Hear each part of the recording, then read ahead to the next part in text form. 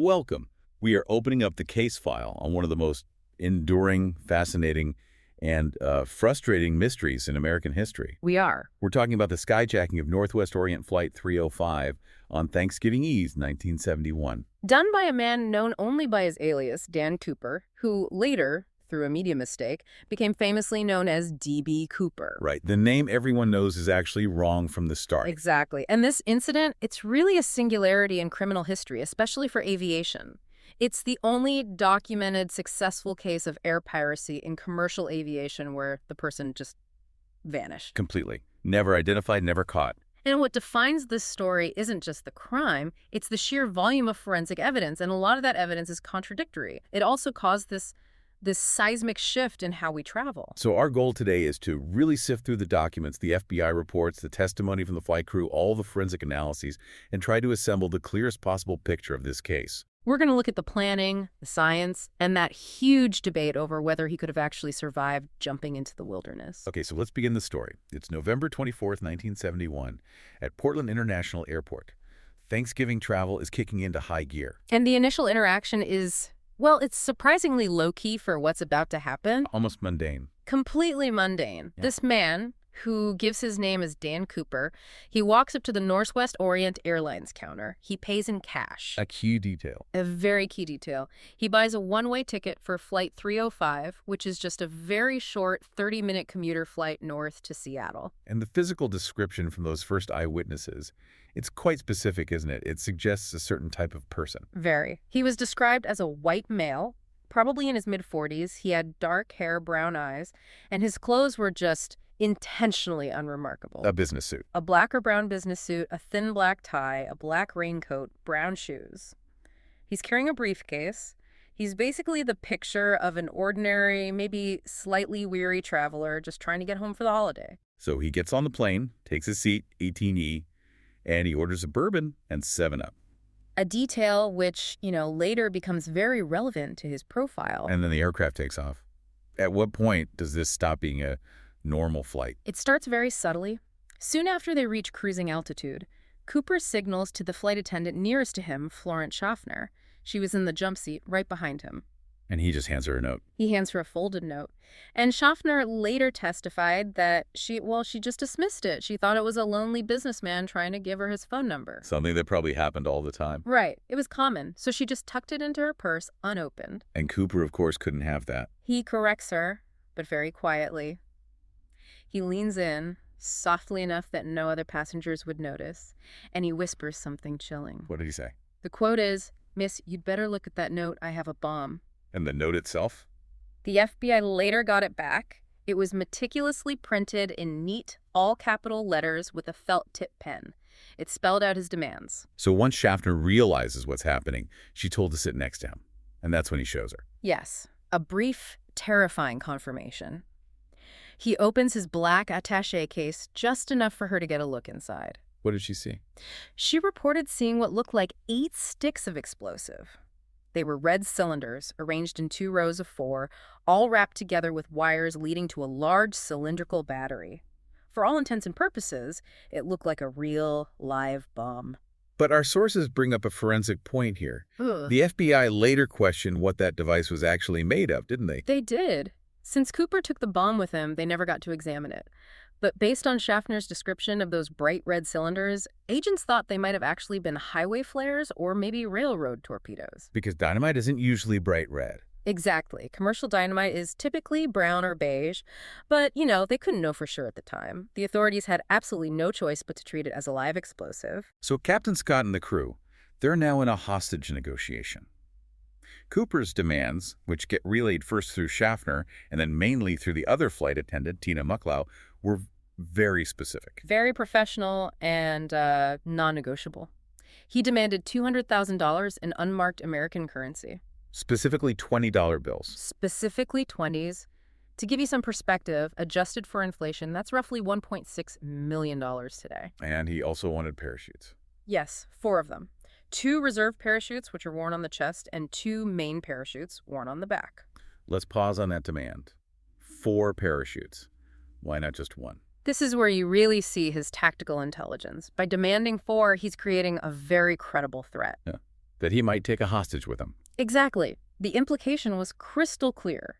If the authorities tried to give him a non-functional or sabotaged parachute, he would risk the life of an innocent person who would be forced to jump with it. It completely eliminated the possibility of sabotage. So for the next 2 hours, the plane is just circling Puget Sound while the ransom is being prepared on the ground. And during that time, Tina Mucklow becomes the primary liaison. She spent more time with him than anyone. What was her impression of his demeanor? Her testimony is just vital. She described Cooper as being remarkably calm. She said he was not nervous, even rather nice. Not what you'd expect. Not at all. He wasn't cruel or panicked, which just defied the typical profile of a hijacker. His composure suggests either a lot of practice or just an incredibly steady personality. She also noticed something else, something surprising. His familiarity with the local area. Yes, that's a key point. At one point, he looks out the window into the dark and says, looks like Tacoma down there. Which it was. And then later, when the authorities told the cockpit the parachutes were coming from McChord Air Force Base, Cooper overheard it. He immediately commented that McChord was only a 20-minute drive from the airport, SeaTac. That's a level of local knowledge that suggests he'd lived there, or maybe was stationed there. It strongly points to prior residence or military service right there in the Seattle area. And Mucklow actually asked him about his motive, why he picked Northwest Airlines. She did, and he apparently laughed a little. He said, "It's not because I have a grudge against your airlines, it's just because I have a grudge." A grudge in general. A general grudge. And he clarified that this flight and this specific type of aircraft, the 727, simply suited his plan perfectly. Which reinforces that this was all meticulously planned around the plane's technical specs. Absolutely. The motive was some wider grievance, but the execution was all about the 727. Okay, so the logistics of the ransom. The plane circles for 2 hours while the FBI scrambles. They're photographing 10,000 $20 bills on microfilm. It's a painstaking process, takes a lot of time, but it was absolutely essential later on. That was maybe the one successful piece of preemptive evidence gathering. It was. That microfilm is how they identified the bills found years later. So the plane finally lands at SeaTac around 5:46 p.m. Al Lee, Northwest Seattle operations manager, is the one who delivers the 19-pound money bag and the 4 parachutes. And Cooper had one more instruction for him. He did. Lee was specifically told to wear civilian clothes to avoid any hint of official authority. Once Cooper had the cash and the chutes, he kept his word. He released the 36 passengers. And I think we really need to pause here and acknowledge the experience of those passengers, and especially the crew who remained. Captain Scott, First Officer Radazak, Flight Engineer Anderson, and of course, Tina Mucklow. Their cooperation under that kind of pressure with a bomb threat was just instrumental. Absolutely remarkable composure. After the passengers were off, Mucklow brought the parachutes to Cooper. The reserves came from a local skydiving school, the mains from a stunt pilot. She even offered him the printed instructions. And he said... He just brushed her off, said he didn't need them. Then there was a delay during refueling and a slightly, an absurd moment. It was. Cooper had told them to put the money in a knapsack, but they delivered it in a bank bag. So what did he do? He was clearly annoyed. The refueling was already taking forever. They needed 3 separate fuel trucks. So to solve the money bag problem, he pulls out a pocket knife. Another sign of his preparation. It is. And he cuts the fabric canopy away from one of the reserve parachutes. He just destroys it. Then he stuffs some of the money into the now empty parachute container, using it as a second bag. It's a bizarre move. It is. Destroying a perfectly good parachute to make a bag. It would become a huge point of contention later when people debated his supposed parachuting expertise. So tanks are full. He has the money.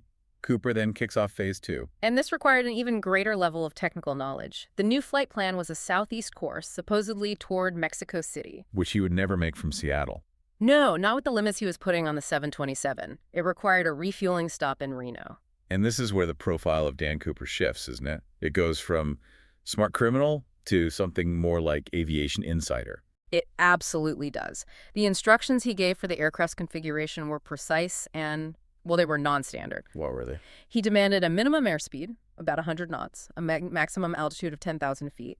He wanted the landing gear to stay down. Okay. The wing flaps lowered to 15 degrees. And this is key. The cabin had to remain completely unpressurized. Let's break that down, because those are crucial details. Why the 15-degree flap setting? That flap setting is the giveaway. Yeah. A Boeing 727 is a powerful jet. To fly at that slow 100 knots is only about 115 miles per hour, and that low without stalling, you have to deploy the flaps. To get more lifts. More lift and more drag. And 15 degrees is the absolute perfect setting to achieve that specific flight profile. Any pilot who didn't have very specific knowledge of the 727's flight envelope wouldn't have known to ask for that exact angle. And the combination of low speed, low altitude, and an unpressurized cabin that served a dual purpose. It did. First, it made the jump survivable. It mitigated the brutal wind chill and the lack of oxygen you'd face at a normal cruising altitude. But more importantly, that specific configuration forced the 3 pilots in the cockpit to stay intensely focused on manually flying the plane. It basically tied their hands. It completely incapacitated them. They couldn't try any evasive maneuvers or communicate detailed plans to the ground. They were just too busy flying the plane. Cooper first wanted to take off with the aft air stair, the rear staircase already down. Yes, but the officials in Seattle refused. They said it was too dangerous, so he conceded, saying he'd just deploy it himself once they were airborne. Which brings us to Cooper's most profound and really unique piece of knowledge. The aft air stair. The Boeing 727, with its 3 engines in the back, had this retractable staircase at the rear of the plane. It was designed so it could land at smaller airports without traditional jetways. And Cooper knew its secret. He knew its fatal flaw. He knew that the switch to lower that staircase, which was located in the rear of the cabin, could not be overridden by the pilots from the cockpit. Once it was activated, they were helpless to stop it. That's a terrifying detail for an airline. And it was information that civilian flight crews just didn't have. There was no normal scenario where they would ever need to lower those stairs in the middle of a flight. Which led the FBI to speculate about his background. It led them to believe he must have had specialized military or even intelligence training. The 727 was known to be used by the CIA during the Vietnam War. Specifically by a group called MACVSO. The Military Assistance Command Vietnam Studies and Observations Group, a special ops unit. They used 727s for covert missions like dropping agents and supplies into enemy territory. That connection points to a very specific, classified background. So Flight 305 takes off again around 7:40 p.m., heading south toward Reno. And they weren't alone. No. They were being tailed at a distance by 2 military F-106 fighters and a T-33 trainer jet. They were flying high above the 727, trying to maintain visual contact without being spotted by Cooper. Shortly after takeoff, Cooper tells Tina Mucklow to go back to the cockpit. Yes, he tells her to go into the cockpit, close the partition curtain, and not come back. That was her last interaction with him. And she made one last plea. She did. She asked him, please take the bomb with you, and Cooper replied he would either disarm it or take it. And as she left, she saw him doing one last thing. As she turned to close the curtain, she saw Cooper tying what looked like the heavy money bag around his waist. That was the last confirmed sighting of Dan Cooper. The moment of his escape is marked very clearly in the flight data, isn't it? It is. At 8 p.m., a warning light flashes on the cockpit panel. The aft stairs had been deployed. The crew said their ears popped because of the sudden change in cabin pressure. And then, about 15 minutes later. At 8:13 p.m., the aircraft's tail section pitched upward, just for a moment. It was followed by a slight dip, which the pilots immediately corrected. And the FBI was able to replicate that exact movement. They did extensive tests. They used a 200-pound sled to mimic the weight of Cooper and his gear, and they pushed it out of the air stair. They confirmed that the moment that weight leaves the aircraft, you get that distinct, small, upward pitch of the tail. He was gone. He was gone. He jumped somewhere over the rugged terrain of southwest Washington. The plane continued on, landing in Reno at 11:02 p.m. with the stairs still down, and the search began. Before we get into the physical evidence, we have to talk about the administrative mistake that gave this man his legendary but wrong name. It's such a strange footnote to the story. The hijacker called himself Dan Cooper. Just Dan Cooper. But an early reporter, James Long, misheard or misrecorded the name as D.B. Cooper. And once that error hit the UPI wire service, it just stuck. D.B. Cooper became cemented in the public mind. So, the plane lands in Reno. The FBI secures the crime scene. What did they find? They found a few key pieces of forensic evidence right there in seat 18E. The main things were a black clip-on necktie and a gold mother-of-pearl tie clip. The tie was traceable. It was. It was from JCPenney, but that specific style of clip-on had been discontinued back in 1968. So that gives you a little time window. And there was more. Yes.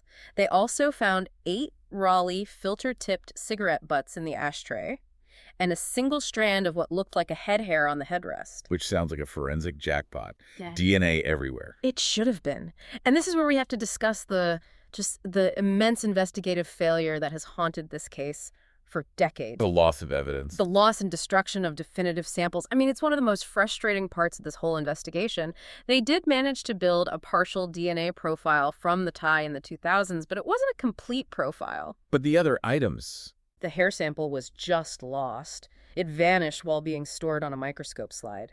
And even worse, the 8 cigarette butts, which were just soaked in Cooper's saliva and would have guaranteed a full DNA profile, they were destroyed. Destroyed by who? By the Las Vegas field office years earlier. It was just a standard evidence cleanout. They were cataloged and then disposed of. The single most promising source of his identity was just eradicated by the investigation itself. Which means they could never definitively link any of the thousands of suspects to the crime scene using DNA? Never. It's a tragedy for the case. It meant every subsequent investigation had to hinge on that one piece of evidence that was left, the tie. And that tie yielded its own fascinating, almost microscopic clues, but not until nearly 40 years later. Right. That's the 2009 analysis. This was a team of citizen investigators. They used an electron microscope to analyze tiny particles that were clinging to the fabric of that tie. And what did they find? They found a very specific cocktail of metallic and rare earth elements, things like unalloyed titanium, bismuth, antimony, cerium, and strontium sulfide. That combination is highly specific. What does pure unalloyed titanium tell you? Back in the 1970s, pure titanium was incredibly rare and difficult to work with. It was used almost exclusively in highly specialized areas. Like aerospace. Exactly. In the fabrication of early jet engine parts and airframes, because it's so strong and lightweight, it points immediately toward the aerospace industry. And the other elements narrowed it down even more. They did. Cerium is used in specialized alloys, and strontium sulfide was used in phosphorescent coatings, like on old cathode ray tubes. The specific mix of these elements strongly suggested Cooper wasn't just a pilot or a soldier. He was likely an engineer, a metallurgist, or a supervisor in a high-tech manufacturing plant. Maybe even at Boeing. Possibly at Boeing's supersonic transport project, which was active then, or maybe a firm in Portland like Teledyne or Tektronix. It radically changed the profile from a desperate ex-military guy to a corporate insider. But that highly technical profile, it just clashes with another fact, doesn't it? The fact that he jumped with a useless parachute. That is the core contradiction of the whole case. How can a man with enough technical knowledge to basically fly a 727 from the passenger cabin, who knows about flap settings and the secret of the air stair, also make such a profound amateur mistake? He took the wrong parachute. He took a dummy parachute. Mucklow saw him cut the canopy from one of the reserves to use it as a bag. The rigger who supplied the chutes later testified that the other reserve, the one Cooper actually took with him, was an unusable training chute. How was it unusable? Its canopy had been sewn together for static line training exercises. It was completely useless for a free fall jump. A real expert would have known instantly by the harness and the feel of the pack that it was wrong. So how do you square that circle? The only way to reconcile it is to assume he was an expert in aviation mechanics and operations, but not necessarily an expert current skydiver. He knew how to get out of the plane, but maybe not how to land safely. This all fed into the search efforts, which started with these computer models pointing to a drop zone near Mount St. Helens. A massive search operation began. FBI, the Army, local law enforcement. But the terrain there is just brutal. Dense, old-growth forest. If he landed even slightly off target, finding him would have been next to impossible. And for 9 years, nothing. The case went cold. Almost nothing. There was one minor find in 1978. A deer hunter found the 727's instruction placard for lowering the aft air stair. The little laminated card. Right. And it was found 13 miles east of Castle Rock, which helped confirm the plane's general flight path during the jump. But the real breakthrough, or maybe the real source of confusion, came in 1980 at a place called Tina Bar. It was a momentous discovery. An 8-year-old boy, Brian Ingram, was on a family picnic digging a fire pit on a sandy beach along the Columbia River. And he found money. He found 3 packets of decomposed $20 bills totaling $5,800. And when the FBI checked, the serial numbers were a perfect match to the ransom money. That should have solved it. Should have told him where he landed. It should have. It suggested the money had washed down the Washougal River watershed into the Columbia. But the geological and biological evidence, it just introduced these huge conflicts with the timeline. What did the geologists find? A geologist named Leonard Palmer examined the site. He found two distinct layers of sand and sediment underneath the money. Underneath it. Right. And he concluded that the bills could not have been there before a major dredging operation that the Army Corps of Engineers did in 1974. The money was on top of the 1974 dredge spoil. So, the money arrived on that beach years after Cooper jumped. That's the stunning conclusion. And it gets weirder. They analyzed the diatoms, the microscopic algae clinging to the bills. Okay. Diatoms have seasonal growth patterns, and the types they found on the money indicated that the bills had entered the water during a spring bloom months after the November hijacking. So if the money was deposited years after the jump, during the spring, it completely undermines the theory that he just died on impact and the money washed out soon after. It shatters that theory. It implies one of two things. Either Cooper survived, held on to the money for years, and then discarded some of it near the river, or someone else found Cooper's body and the money, held on to it, and then for some reason dumped a portion of it into the river years later. The money didn't solve the case. It made the mystery exponentially more complex. Let's try to synthesize all of this into a profile of the man himself. The FBI put one together in 1973, based mostly on what Mucklow and Schaffner described. Right, the composite portrait. It described a man in his mid-40s, somewhere between 5'10" and 6 foot tall, weighing about 170 to 180 pounds. And his features. An olive complexion, brown eyes, and short, neatly combed back black hair. And witnesses all agreed he spoke without any obvious regional accent. Though there was a slight discrepancy in the height. A slight one. Some passengers thought he was a bit shorter, maybe 5'9", and described him as slight, which could mean the business suit was hiding his true build. In the psychological profile, it suggested financial desperation, which seems to contradict how well-planned everything else was. The FBI believed the motive was acutely financial. He was desperate, but he also had that underlying grudge he mentioned. They concluded he was not a common criminal. He was too intelligent, too methodical. And too self-reliant. His quick thinking, cutting up the parachute for a bag, and his insistence on getting all his notes and even his empty matchbook back, it all showed a keen desire to avoid leaving a trail. His consumption habits also paint a very specific picture. He was definitely a smoker. The FBI estimated he was a chain smoker, maybe a pack a day, based on the number of Raleigh cigarette butts. And even though he ordered that bourbon, he refused a second drink. He was staying sober for the mission. Absolutely. Maintaining total control for the technical parts of the escape. And that alias, Dan Cooper, it still points heavily to a European connection. It does. It comes from a French-language Belgian comic book series about a Canadian Air Force test pilot named, Dan Cooper. And those comics were pretty much unknown in the U.S. at the time. Virtually unknown. So the FBI theorized that the hijacker was either European himself or had spent a significant amount of time in Europe, maybe with the Air Force, where he could have encountered the series. Which brings us to the biggest question of all. Did he survive the jump? For years, the official stance was pretty skeptical. Initially, the odds were heavily stacked against him. The FBI's chief investigator, Larry Carr, argued very strongly against survival. He based it on the conditions and Cooper's lack of proper gear. What were the main points against him? First, the conditions were just lethal.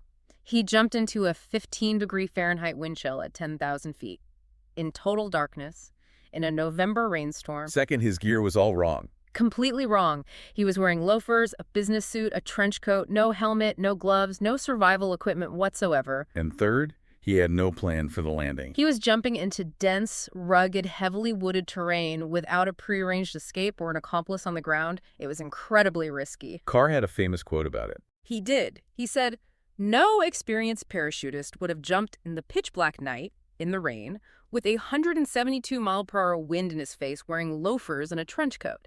It was simply too risky." So the initial thinking was that he died on impact. Or from hypothermia, or he drowned in a river. And this was reinforced by the fact that the rest of the ransom money never, ever showed up in circulation. But the argument for survival, it started gaining a lot of traction, mainly because of the wave of copycats that followed him. The copycat craze of 1972 completely changed the FBI's internal thinking.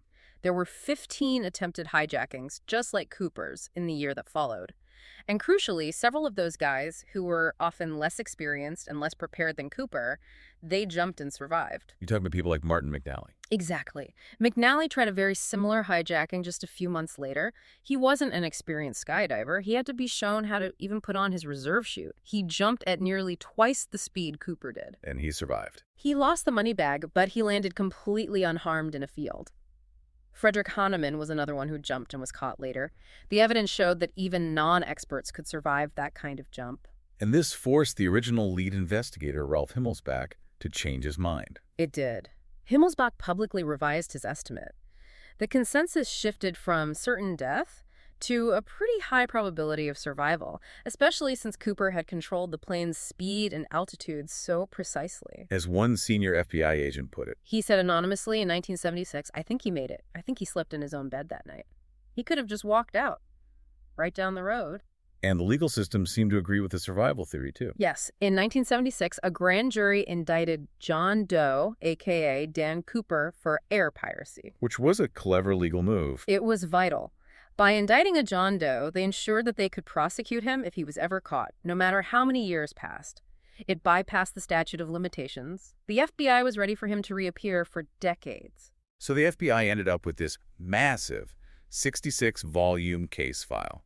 They went through over 1,000 serious suspects over 45 years. Most were eliminated pretty quickly. Witness descriptions, fingerprint analysis, but a few key figures remained viable suspects for a long time. We have to start with Richard McCoy Jr. He was the most famous copycat. Absolutely. 4 months after Cooper, McCoy stages an identical 727 hijacking. Same demands, same method. He jumps, but he gets caught pretty quickly. So why was the FBI so sure he wasn't the original Cooper? The physical mismatches were just too big. McCoy was only 29, much younger than Cooper's estimated mid-40s. He had light blue eyes, protruding ears. Cooper had brown eyes. And his habits were all wrong. Totally wrong. McCoy was an observant Mormon. He didn't smoke or drink. Cooper was chain-smoking Raleighs and ordered a bourbon. McCoy was a copycat, not the original. Another really interesting suspect is Ked Braden. His military background fits that CIA 727 theory perfectly. Braden was a former Special Forces commando, a master skydiver with over 900 jumps. And critically, he had served in MAVSAG in Vietnam. The same special ops unit that used 727s for covert missions. The very same. He would have been exactly the type of person to have that classified knowledge about the aft air stair. He was 43 at the time, fit the general description. So what kept him from being the prime suspect? Well, his military record listed him at 5'8", which is a bit shorter than the flight attendants reported. And he didn't really have a clear motive for that grudge Cooper talked about, but that MCV-SOG connection is almost too strong to ignore. Okay, next up is Joe Lakich. His potential motive is extremely compelling, and he also has a connection to the rare metals on the tie. Lakich provides maybe the strongest motive for the grudge. He was a retired Army major. And just weeks before the hijacking, his daughter was tragically killed during a botched FBI hostage negotiation. That would certainly fuel an intense grievance. It would. And the forensic connection is there, too. Lakich worked as a supervisor at an electronics capacitor factory. That's an environment where he would have been exposed to those highly specialized metals, like the pure titanium and the rare earth elements they found on the tie. Then there's the deathbed confession of Dwayne Weber. Weber was a compelling suspect for a while. On his deathbed, he told his wife, "I am Dan Cooper." His habits matched the profile. He drank bourbon, he was a chain smoker. And his wife remembered something else. She did. She recalled a strange trip they took to the Columbia River area years after the hijacking. She remembered him throwing a trash bag into the water right upstream from Tina Bar, which could potentially link him to the recovered money. But the physical evidence just didn't line up. No. When the FBI got samples from Weber's remains, neither his fingerprints nor his DNA matched the partial profile from the tie. He was officially eliminated. And more recently, in 2018, a new suspect was proposed, William Smith. Smith was a World War II vet with naval aviation experience, so he had the aircraft knowledge. And his proposed motive was a grievance against the corporate establishment. He lost his pension after a railroad bankruptcy in 1970. Which fits the grudge theme. It does. The analyst who proposed him even found that the alias might have come from a name in his high school yearbook, an Ira Daniel Cooper. But like all the others, it lacked any definitive forensic proof. So, despite all the public fascination, The FBI eventually had to close the active phase in the case. In July 2016, they officially suspended the active investigation. They cited the age of the case, the lack of new leads, and just the need to focus resources on more urgent issues. But they didn't close the book entirely. No, they said they would still review any legitimate physical evidence that turns up, specifically the rest of the ransom money or the parachutes. The 66-volume case file is still preserved for historical purposes. Ultimately, Cooper's biggest legacy wasn't the mystery itself, was it? It was the massive, permanent change he forced on global aviation security. The audacity and success of his crime, plus all those copycat attempts, it was a huge wake-up call. It showed the world just how vulnerable commercial aviation really was. The reforms were swift and dramatic. What were the immediate changes? The most visible ones were mandatory metal detectors at all airports and mandatory baggage inspection, which started in early 1973. That fundamentally changed the experience of flying for everyone. And they started watching out for people paying cash for tickets. Exactly, a direct response to how Cooper bought his ticket. And the Boeing 727 itself had to be physically modified so this could never happen again. Cooper had exposed a fatal flaw in its design. So every Boeing 727 was retrofitted with a device they quickly named the Cooper vane. What does that do? It's a simple but brilliant piece of engineering. It's a spring-loaded wedge on the outside of the plane. Once the aircraft gets up to speed, the air pressure pushes the vane out, and it physically locks the aft air stair mechanism. You can't lower it until the plane slows down to land. That one small device permanently sealed his escape route. It did. They also mandated peepholes in all cockpit doors so the crew could see what was happening in the cabin without opening the door. Beyond security, Dan Cooper has become this mythical figure in popular culture, a modern anti-hero. He's the perfect American outlaw. It's a story that combines technical brilliance, audacity against the system, and the ultimate magic trick of vanishing without a trace. Even if he was, as investigator Ralph Hemmelsbach called him, a rotten, sleazy crook, the way he did it ensured his legend would live on. We have spent time today meticulously examining the evidence around Dan Cooper, from that first encounter in Portland to the technical details of his escape and the scientific analyses that just seem to create more questions than answers. And that central contradiction, it's still rooted in the physical evidence. You have this man with profound knowledge of a 727 who takes a useless training parachute. And most importantly, you have the evidence at Tina Bar, the sediment layers, the diatoms that completely challenge the timeline. Suggesting the money wasn't lost immediately. But was put into the river system years later, maybe after being stored by Cooper or by someone who found him? So, as you consider the enduring mystery of the only successful unsolved act of air piracy, remember this crucial fact. If the recovered ransom money only arrived at Tina Bar years after the jump, what does that tell us about Dan Cooper's initial landing? And who buried or stored that cash before the Columbia River carried it away? The disappearance might not have been immediate, but calculated. Thanks for listening.